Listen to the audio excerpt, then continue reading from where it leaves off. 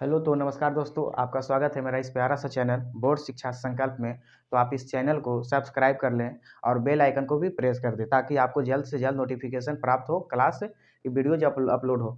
तो हम पिछले वीडियो जब अपलोड कर रहे थे, पिछले वीडियो जब यूरोप में राष्ट्रवाद लेक्चर 1 जब अपलोड किए, तो उसके बाद डिमांड आई कि लेक्चर 2 को भी सर लाया जाए। तो लेक्चर 2 को तो हमको लाना अनिवार्य था, क्योंकि जब तक हम पूरे यूरोप में राष्ट्रवाद को खत्म नहीं कर लेते हैं, तब तक हम लोग वीडियो को बंद नहीं कर सकते हैं। क्या नहीं बंद कर सकते हैं? वीडियो को नहीं कर सकते हैं, क्योंकि यूरोप में राष्ट्रवाद के बाद जो वीडियो आएगी, उसके बाद समाजवाद और साम्यवाद की वीडियो आएगी, उसके बाद हिंद चीन में राष्ट्रवाद आएगी, उसके बाद भारत में राष्ट्रवाद की वीडियो आएगी।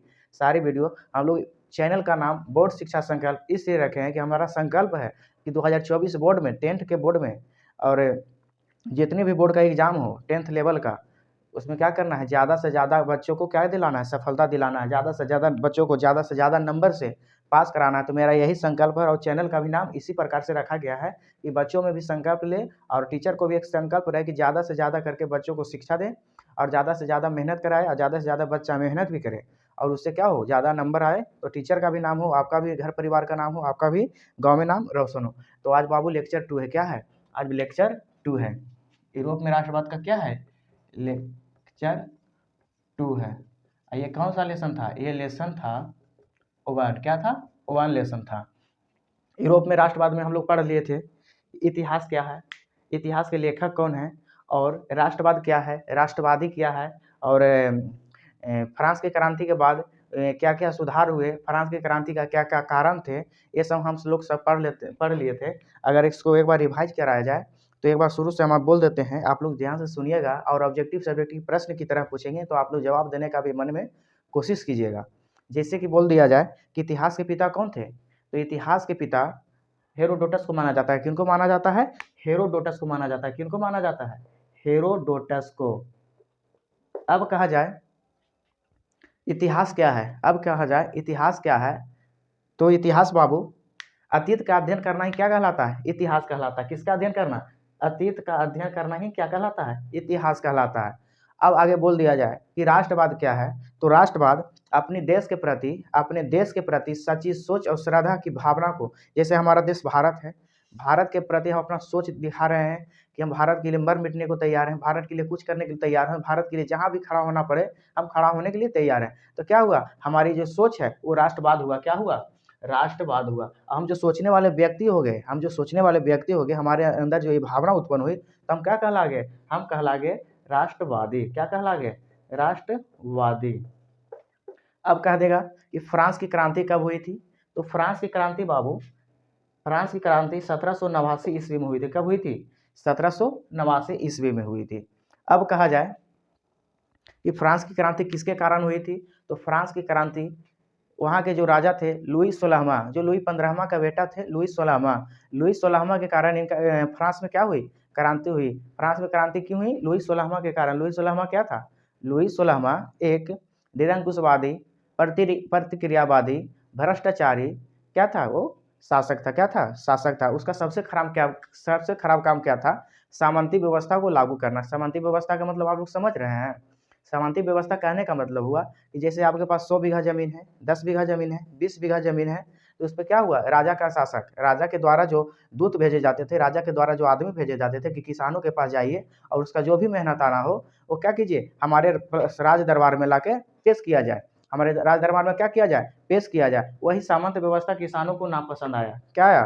नापसंद आया। तो क्या हुआ कि मध्यम वर्ग में अब धीरे-धीरे राष्ट्रवाद की भावना पुनर्जागरण काल से लोगों में उत्पन्न होने लगा था कि भाई मध्यम वर्ग में जो भी व्यक्ति थे, पढ़े लिखे जो भी व्यक्ति थे, वकील थे, कुछ नौकरी करने वाले लोग थे, कुछ और पेशा से व्यक्ति थे, तो लोग कहने लगे कि जब ज़मीन आपका है, आप यहाँ के नागरिक हो, आप इस पे ज़मीन पे मेहनत करते हो, सब कुछ करते हो, तो इसमें आपका हक है कि राजा क्यों ले जाएगा? इसमें आपका हक राजा क्यों ले जाएगा?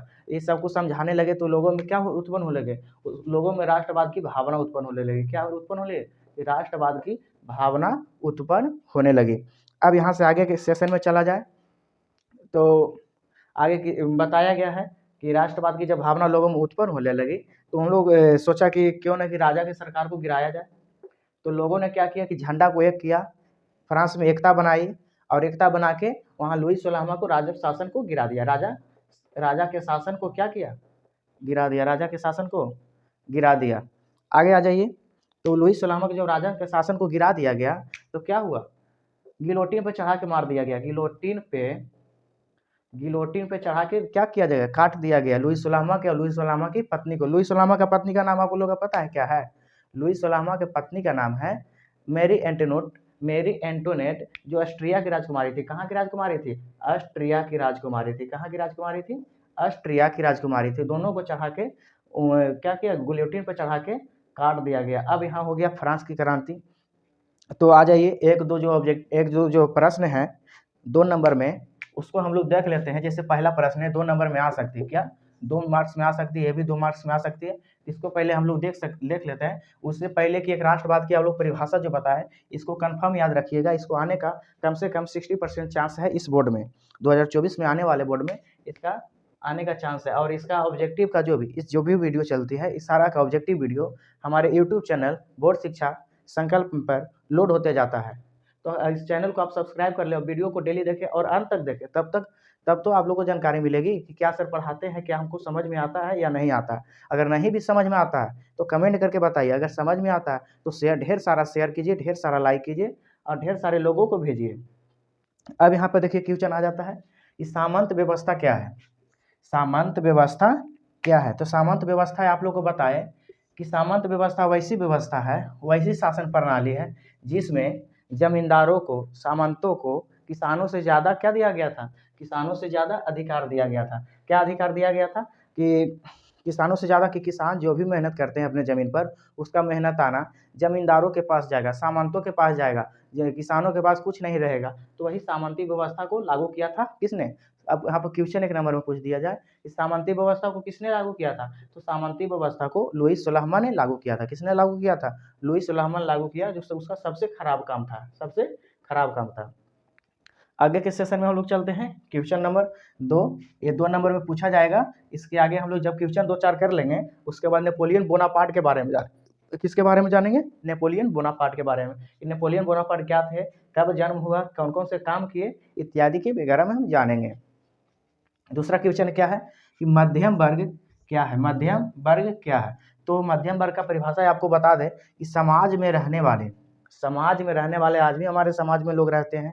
कुछ पढ़े लिखे व्यक्ति रहते हैं, कुछ अनपढ़ व्यक्ति रहते हैं। जो अनपढ़ व्यक्ति रहते हैं वो सरकार के खिलाफ, प्रशासन के खिलाफ आवाज़ नहीं उठा पाते हैं, लेकिन जो कुछ पढ़े लिखे व्यक्ति रहते हैं वो सरकार के खिलाफ, प्रशासन के खिलाफ आवाज़ उठाते हैं। तो कहा गया समाज में रहने वाले लोग जो अपना जीवन यापन जो दैनिक दिनचर्या हुआ, खान पीन, रहने सहने की व्यवस्था, वो किससे करते थे, छोटे छोटे व्यापार हुआ। जैसे छोटे छोटे व्यापार आप लोग गांव मोहल्ला में जानते होंगे, शहर में जानते होंगे, कोई छोटा दुकान किया हुआ है, कोई और छोटा व्यापार किया हुआ है। तो छोटे छोटे व्यापारों तथा नौकरियों से माध्यम से करते थे, नौकरियों के माध्यम से करते थे। अब मध्यम वर्ग में क्या हुआ कि मध्यम वर्ग में कुछ पढ़े लिखे हुए व्यक्ति थे। तो पढ़े लिखे व्यक्ति क्या करते थे, पढ़े लिखे व्यक्ति जो वकील थे, डॉक्टर थे, चिकित्सक थे, अध्यापक थे, वो लोग क्या किए, अनपढ़ लोगों को क्या किए, जागृत करना शुरू किया। क्या करे, जागरूक करना शुरू किए। यहाँ पर एक शब्द आ गया जागरूक। जागरूक करने का मतलब हुआ कि लोगों में भावना उत्पन्न करना, राष्ट्रवाद के प्रति भावना उत्पन्न करना, राष्ट्रवाद के प्रति सबको खड़ा करना।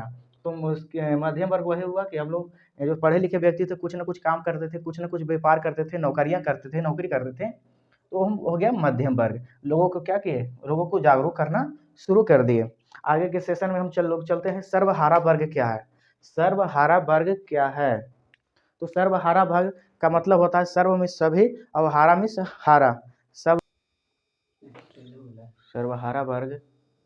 सर्वहारा वर्ग क्या है।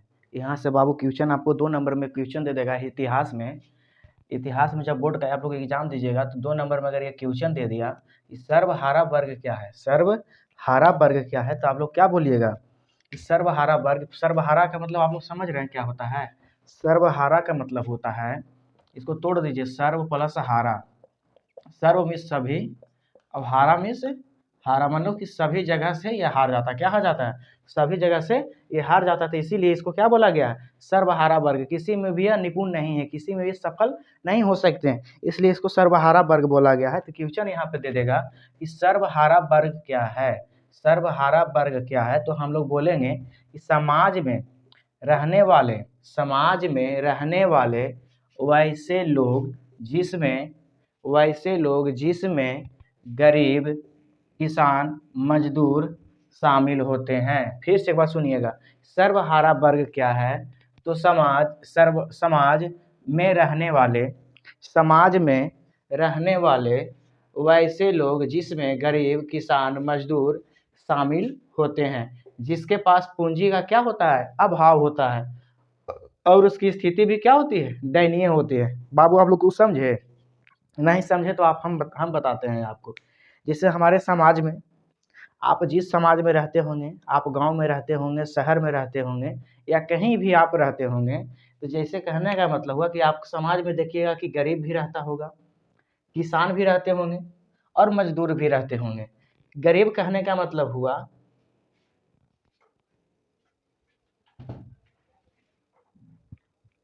गरीब, जैसे गरीब कहने का मतलब है, ये आप लोग समझ रहे होंगे, गरीब कि हमारे जो समाज में जो गरीब लोग हैं, वो उनका जीवन यापन अच्छा से नहीं होगा। अगर कोई आदमी बीमार पड़ जाए, अगर कोई आदमी हॉस्पिटल में भर्ती हो जाएगा, उसका कोई परिजन, अगर उसको 1,00,000-2,00,000 का ज़रूरत होगा तो उससे नहीं हो पाएगा।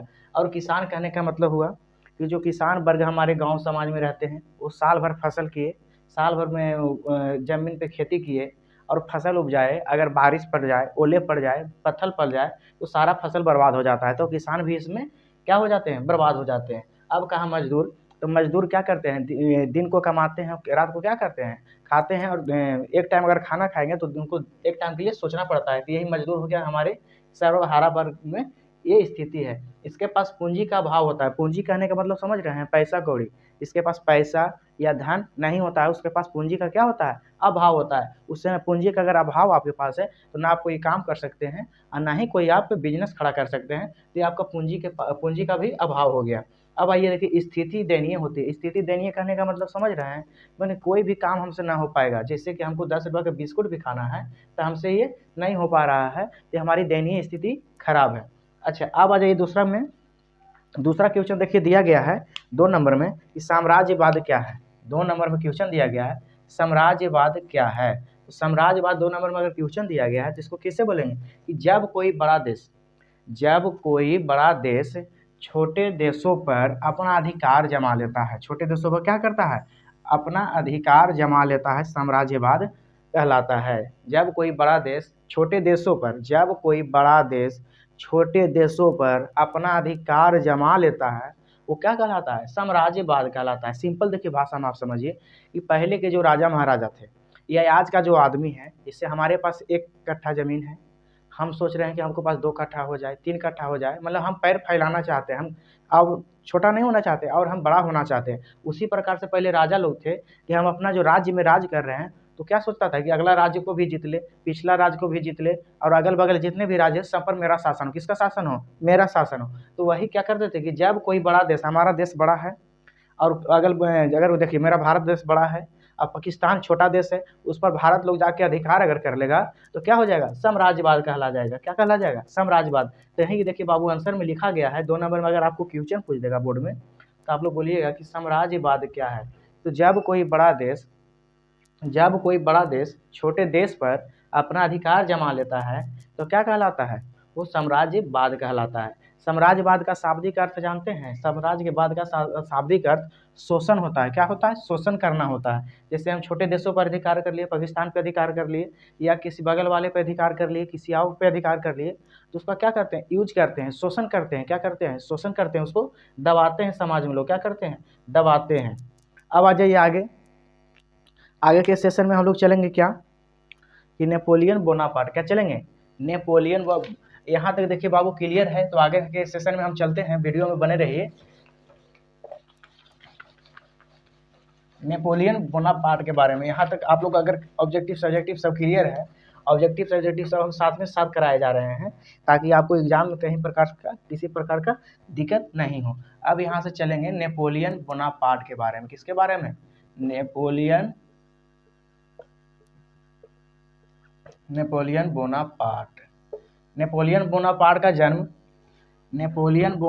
का जन्म कितने ईस्वी में हुआ था? नेपोलियन का जन्म 15 अगस्त 1769 ईस्वी को हुआ था। कितने ईस्वी में हुआ था? 1769 ईस्वी में हुआ था। इनका बचपन का नाम क्या था? इनका बचपन का नाम नेपोलियन, इनका बचपन का नाम नेपोलियन दी बोनापार्टे था। क्या था? नेपोलियन दी बोनापार्टे था। नेपोलियन दी बोनापार्टे था। इनका क्या था? यह फ्रांस की क्रांति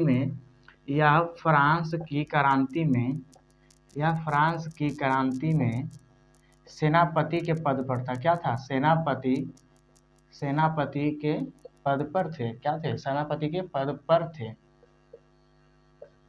देखिए यहाँ से आप लोग फिर से समझिएगा, इसके आगे के सेशन में हम लोग चलते हैं। पहले यहाँ से 2 लाइन समझ लीजिए कि नेपोलियन बोनापार्ट जन्म 15 अगस्त 1769 ईस्वी को। इनका बचपन का नाम नेपोलियन दी बोनापार्टे था। क्या था? नेपोलियन दी बोनापार्टे था। यह क्या थे? यह फ्रांस की क्रांति के समय सेनापति के रूप में काम करते थे। किसके रूप में काम करते थे? सेनापति के रूप में काम। ये नहीं कि अपना फॉर्मेलिटी ये निभा रहे थे, ये बहुत ही महान सेनापति थे। क्या थे? बुद्धि विवेक बल से यह बहुत ही महान सेनापति थे। अच्छा, इनका जन्म याद करने का मतलब आप समझ रहे हैं? जन्म याद कैसे इनका कर सकते हैं? जैसे 15 अगस्त को मेरा देश क्या हुआ था? आज़ाद हुआ था। तो इनका जन्म अगर पूछ देगा 1 नंबर में कि नेपोलियन का जन्म कब हुआ था, तो 15 अगस्त 1769 ईस्वी को हुआ था। कब हुआ था? 15 अगस्त 1769 ईस्वी को। इसका ट्रिक है, देखिए 1869 ईस्वी को महात्मा गांधी का जन्म हुआ। इससे 100 वर्ष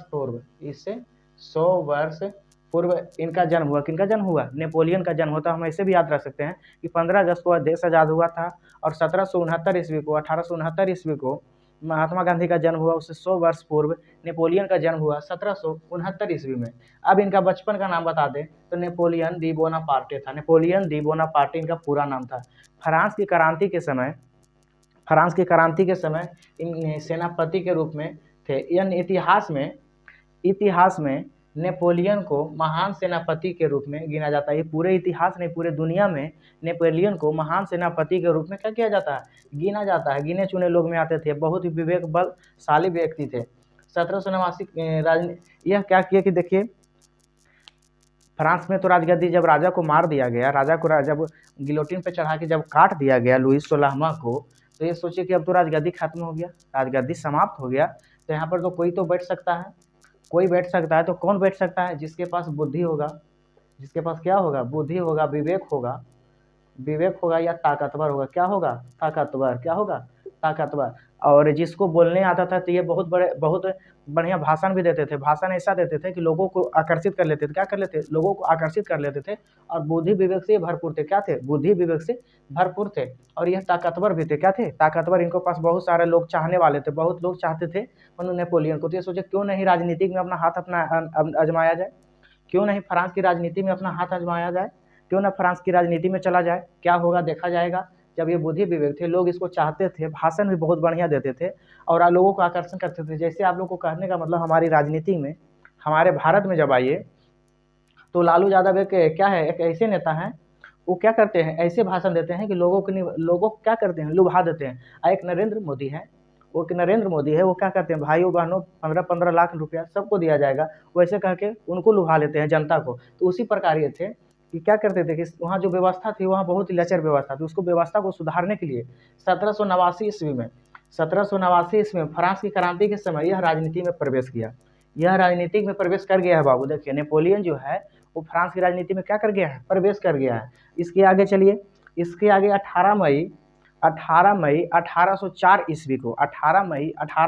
ईस्वी को नेपोलियन सम्राट बन गया। नेपोलियन क्या बन गया? नेपोलियन फ्रांस का राजा बन गया। अब देखिए क्या हुआ कि जब राजा बन गया, जो कोई भी सरकार बनती है, बिहार का हो, भारत का हो या कोई भी देश का हो, तो जहाँ भी सरकार बनती है तो सबका अपना अपना कानून होता है, सबका अपना अपना नियम होता है कि उस नियम को हम लागू करें। तो क्या किया, नियम अपना लागू किया। उस नियम का नाम रखा गया क्या, नेपोलियन संहिता। नेपोलियन संहिता को लागू कब किया गया, इसको बोल सकते हैं 18 मई 1804 को, जब नेपोलियन सम्राट बना। जब क्या बना, नेपोलियन सम्राट बना, तो अपना किस कानून को लागू किया, नेपोलियन संहिता को। अपना एक कानून को लाया जिसका नाम था नेपोलियन संहिता। क्या तो नाम था, नेपोलियन संहिता। फिर से एक बार आ जाइए, नेपोलियन बोनापार्ट। इसके बारे में हम लोग पढ़ रहे हैं। नेपोलियन बोनापार्ट, जन्म इनका कब हुआ था? 15 अगस्त, जब मेरी भारत आज़ाद हुई थी उस समय का डेट याद रखिए, 15 अगस्त 1769 ईस्वी। आपको नहीं याद रखिएगा तो याद रखिए महात्मा गांधी का जन्म 1869 ईस्वी को हुआ था। उससे 100 वर्ष पूर्व नेपोलियन का जन्म हुआ था 1769 ईस्वी में। इनका बचपन का नाम नेपोलियन दी बोनापार्टे था। क्या था? इनका बचपन का नाम नेपोलियन बोनापार्टे था। यह फ्रांस की क्रांति जब हो रही थी तो यह समय सेनापति के रूप में यह काम करते थे। किसके रूप में काम करते थे? सेनापति के रूप में काम करते थे। इतिहास में यह बहुत ही बुद्धि विवेकशील व्यक्ति थे और भाषण देने में भी महारत इनको हासिल थी। भाषण ऐसे देते थे कि लोगों को आकर्षित, जनता को आकर्षित कर लेते थे और जनता इनको चाहती भी बहुत अधिक थी। तो इतिहास में नेपोलियन को महान सेनापति के रूप में जाना जाता था। नेपोलियन को महान सेनापति के रूप में गिना जाता है। 1789 ईस्वी में फ्रांस की क्रांति में जब वहाँ का राजगद्दी खत्म हो गया, राजगद्दी जब खाली है तो इन्होंने सोचा कि राजगद्दी जब खाली है तो कोई भी जब उस राजगद्दी पे कोई राजा सम्राट अगर बैठेगा तो बुद्धि विवेकशील होना चाहिए, ताकतवर होना चाहिए, योग्य होना चाहिए और भाषण देने में निपुण होना चाहिए। इनके पास था कि बुद्धि विवेकशील व्यक्ति थे, ताकतवर भी थे, भाषण भी देते थे बहुत बढ़िया, लोगों को आकर्षित भी करते थे, जनता को भी आकर्षित करते थे, जनता इनको भी चाहती थी। तो क्या किए? 1789 ईस्वी में क्रांति के समय यह राजनीति में प्रवेश कर गए, फ्रांस की राजनीति में प्रवेश कर गए। 18 मई, इसके आगे हम चलते हैं, 18 मई 1804 ईस्वी को यह सम्राट बन गए। क्या बन गए? सम्राट बन गए। और ये अपना एक कानून लागू किए। अपना क्या किए? कानून लागू किए। उनका नाम रखा गया नेपोलियन संहिता। उनका कानून का नाम क्या रखा गया? नेपोलियन संहिता। इसके और भी अधिक बहुत सारा काम किया गया है। यहाँ से हम लोग चलेंगे, इनका बहुत सारा काम किया है, इनके द्वारा बहुत सारे अच्छे काम किए गए हैं, बहुत सारे अच्छे काम किए गए हैं। के द्वारा जो किए गए काम थे, कुछ अच्छे काम, उसके बारे में अध्ययन करें। नेपोलियन बोनापार्ट के बारे में तो हम लोग समझ गए। अब समझते हैं नेपोलियन बोनापार्ट कोई भी अगर राजा बनते हैं, कोई भी सम्राट बनता है या कोई भी मंत्री बनता है, कोई भी अगर कुछ देश का अगर सर्वोच्च पद हासिल करता है तो उसका कुछ न कुछ कानून होता है। वो अपना कानून को लागू करने के लिए सोचता है और लागू भी करता है। तो नेपोलियन के द्वारा दो नेपोलियन संहिता, क्या नेपोलियन संहिता जो लागू किया, संहिता कहने का मतलब क्या हुआ? उसका जो अपना नेपोलियन के द्वारा जो अपना कानून था नेपोलियन संहिता, वो लागू किया, वो लागू करा। तो जब उसमें क्या किया, लागू जब किया तो उसमें क्या क्या थे, यहाँ को हम निम्न से पढ़ेंगे। 6 पॉइंट लिखा गया है, इसमें सारा को हम डिटेल से पढ़ेंगे। क्या? विशेषाधिकार को, पहला पॉइंट क्या है? विशेषाधिकार को समाप्त कर दिया गया। विशेषाधिकार का मतलब समझ रहे हैं? विशेष अधिकार, कुलीन वर्ग, फ्रांस की क्रांति में कुलीन वर्ग थे, पादरी वर्ग थे, उनको विशेषाधिकार प्राप्त थे। कुलीन वर्ग कहीं भी आ जा सकते थे फ्री में, कहीं भी बात कर सकते थे, कहीं भी पढ़ सकते थे, कहीं भी अधिकार जमा सकते थे, कहीं भी शासन कर सकते थे।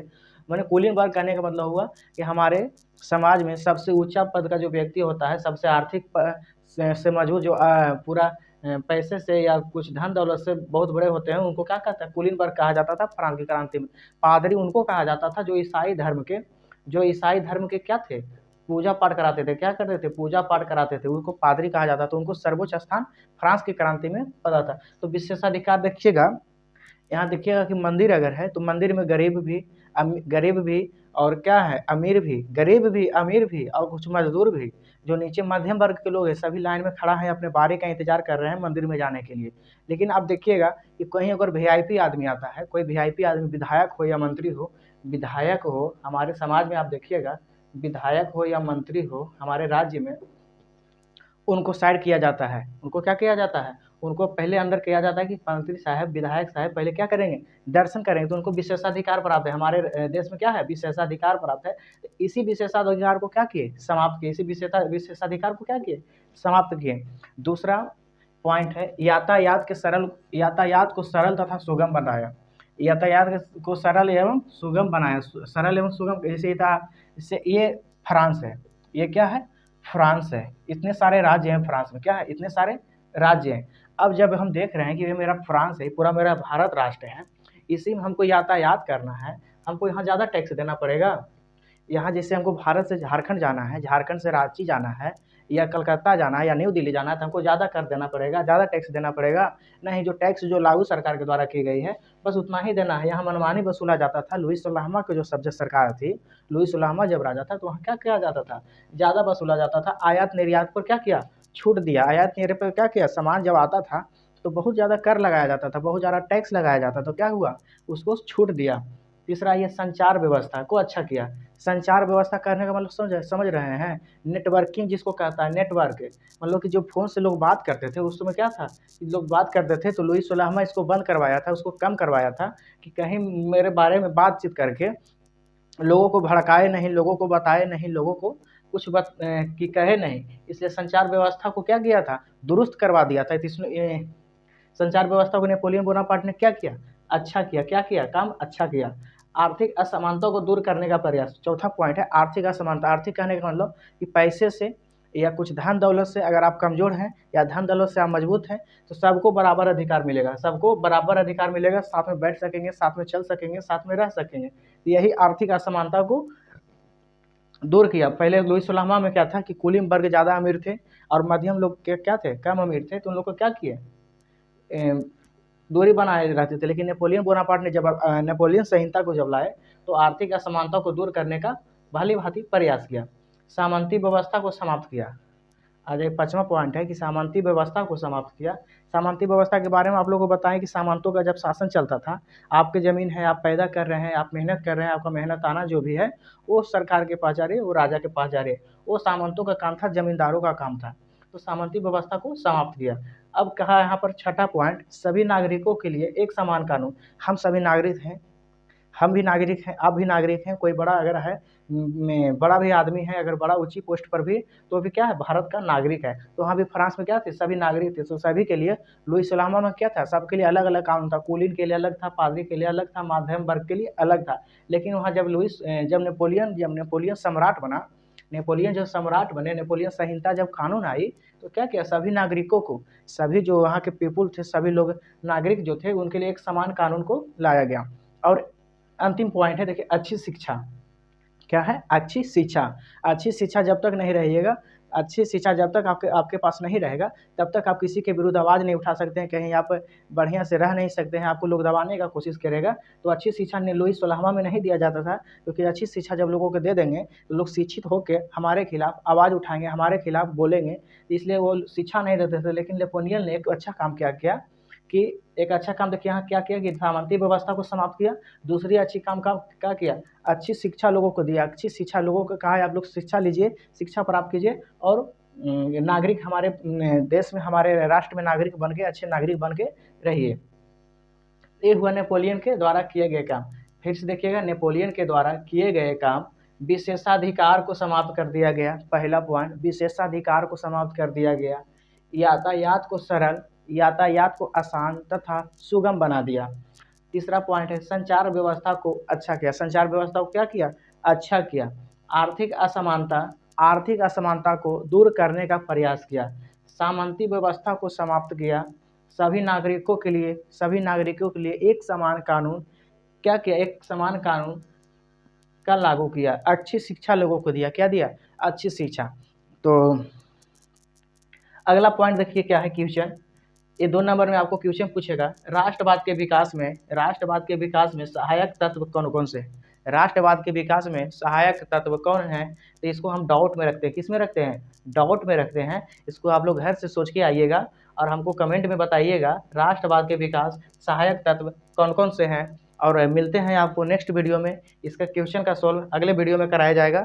मिलते हैं आपको नेक्स्ट वीडियो में। तो आज के लिए इतना ही, धन्यवाद।